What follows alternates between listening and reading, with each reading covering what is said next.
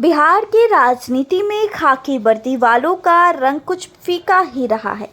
कई पुलिस अधिकारी राजनीति में किस्मत आजमाने आए, लेकिन सफलता कुछ को ही मिली। अक्सर उन्हें ही सफलता मिली जिनके पीछे किसी बड़ी पार्टी का हाथ था। अपने दम पर या छोटी पार्टियों के सहारे आने वाले को ज़्यादातर हार का सामना करना पड़ा। हाल ही में एक और आईपीएस अधिकारी ने नौकरी छोड़कर पार्टी बनाकर राजनीति में उतरने का संकेत दिया है। बिहार की राजनीति में खाकी वर्दी वाले का क्या किस्सा है, आइए जानते हैं। दरअसल पूर्व आईपीएस शिवदीप पांडे ने हिंद सेना नाम से अपनी पार्टी बनाकर राजनीति में आने का ऐलान किया। वह राष्ट्रवाद, सेवा और समर्पण के सिद्धांतों पर काम करने की बात कर रहे हैं। वहीं उनसे पहले पूर्व डीजीपी गुप्तेश्वर पांडे को राजनीति में निराशा हाथ लगी। उन्होंने बीआरएस लेकर चुनाव लड़ने की तैयारी की थी, पर उन्हें टिकट नहीं मिला।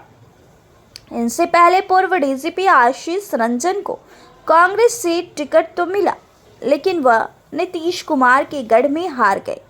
पूर्व डीजीपी डीपी ओझा भी चुनाव में बुरी तरह हारे थे।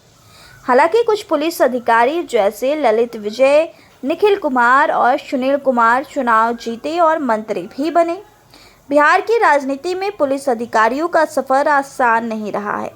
कई अधिकारियों ने खाकी वर्दी छोड़कर राजनीति में अपनी किस्मत आजमाई, लेकिन सफलता कुछ ही लोगों को मिली। ज़्यादातर अधिकारियों को हार का सामना करना पड़ा। अब एक और आईपीएस अधिकारी शिवदीप पांडे ने अपनी राजनीतिक पार्टी बनाकर सक्रिय राजनीति में आने का संकेत दिया है। शिवदीप पांडे बिहार के एक कड़क आईपीएस अधिकारी माने जाते हैं। उन्होंने अपनी राजनीतिक महत्वाकांक्षा जाहिर कर दी है। उन्होंने किसी बड़ी पार्टी का सहारा नहीं लिया, बल्कि हिंद सेना नाम से अपनी नई पार्टी बनाई है। उन्होंने बताया कि उनकी पार्टी राष्ट्रवाद, सेवा और समर्पण के सिद्धांतों पर चलेगा। साथ ही बिहार की जनता की आवाज़ बनने की कोशिश करेगी। इस प्रयास को शुरू करने के लिए पांडे ने पिछले साल सितंबर में भारतीय पुलिस सेवा से इस्तीफा दिया था। पूर्व डीजीपी गुप्तेश्वर पांडे के लिए बिहार की राजनीति एक सबक साबित हुई। उन्होंने पहली बार बीआरएस लेकर चुनाव लड़ने की तैयारी की, लेकिन उन्हें निराशा हाथ लगी। राजनीतिक गलियारों में चर्चा थी कि उन्होंने टिकट के लिए पहले जदयू और फिर भाजपा से बात की, लेकिन उनकी बात नहीं बनी। कहा जाता है कि काफ़ी कोशिशों के बाद उन्हें बीआरएस वापस ले लिया और फिर से नौकरी करने लगे। उन्होंने दूसरा प्रयास डीजीपी रहते हुए किया और बक्सर से चुनाव लड़ने की पूरी तैयारी कर ली।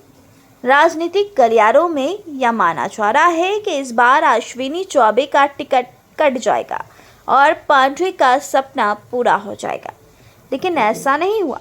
कहते हैं तब पांडे को समझ में आया कि समाज सेवा करने के लिए राजनीति जरूरी नहीं है।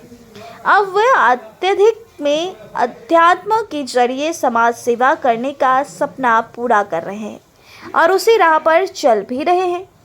पूर्व डीजीपी आशीष रंजन भी संसद जाना चाहते थे। उन्हें लगता था कि नीतीश कुमार के सहारे वह लोकसभा में पहुंच जाएंगे, पर जब एनडीए की तरफ से कोई प्रस्ताव नहीं आया तो कांग्रेस ने उनकी बात सुनी और उन्हें नालंदा लोकसभा से टिकट दिया, लेकिन उन्हें नीतीश कुमार के घर में हार का सामना करना पड़ा। पूर्व डीजीपी डीपी ओझा एक समय शहाबुद्दीन से टक्कर लेने के कारण चर्चा में आए थे और नायक बन गए थे। लोकप्रियता के शिखर पर पहुंचने के बाद ओझा की राजनीतिक महत्वाकांक्षा जाग गई। वह चुनावी मैदान में उतरे, लेकिन उन्हें भी भारी हार का सामना करना पड़ा। वह भी बेगूसराय से जिले वामपंथियों का गढ़ माना जाता है। हालांकि कुछ खाकीधारी ऐसे भी हुए जिन्होंने चुनाव जीता और मंत्री भी बने, जिनमें पूर्व आईजी ललित विजय, निखिल कुमार और सुनील कुमार का नाम शामिल है, लेकिन हारने वालों की संख्या ज़्यादा है।